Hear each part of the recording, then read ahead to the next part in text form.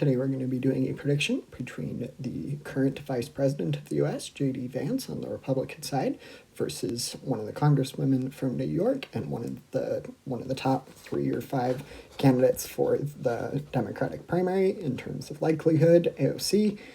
J.D. Vance, of course, at the moment, he is seen as the most likely successor to Trump, and at the moment is predicted to be the Republican 2028 presidential nominee. So these two candidates, it'll be interesting to see do a prediction between them. AOC definitely more in the progressive wing of the Democratic Party, which could alienate some key voting demographic groups. However, in some areas it may be helpful. And then J.D. Vance, most likely viewed as more of a moderate in comparison to AOC, so I think that would also be the selling point for many voters. So we'll start out in Nevada, and I'll end in the East. So I'm going to start with a tilt characterization. I think Nevada, this state, I'm going to put into AOC's column. I have gone back and forth on it, but I think it would be close. I do think that Nevada, and then probably after that Wisconsin, are Democrats' most likely states to flip back to the Democratic Party in 2028.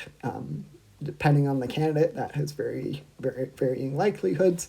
But for now, Nevada has six electoral college votes in AOC's column. And then we get to Arizona.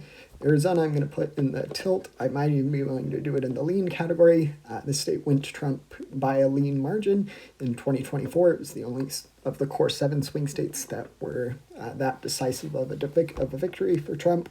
So that's going to be 11 electoral college votes for J.D. Vance.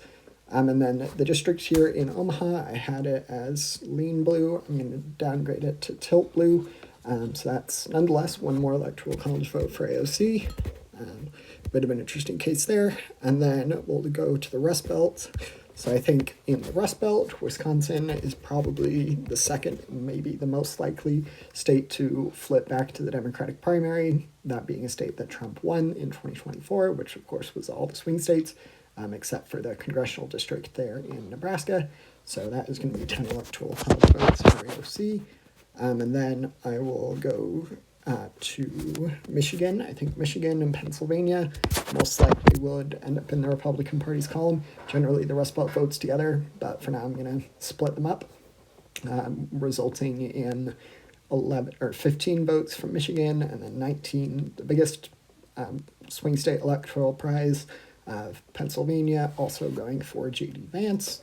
And then we get to the two remaining swing states in the corner of the Sun Belt, in the eastern half of the Sun Belt. And I feel fairly confident in predicting North Carolina in the Republican Party's column.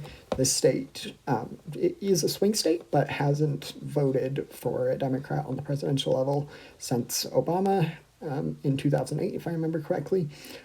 So it would be an uphill battle. Right now is a favorable environment for Democrats, and I do think in the long run that the Sun Belt will become more and more Democratic friendly, but I just don't think with AOC being the nominee on the Democratic side, I don't think it would end up in the Democratic Party's column.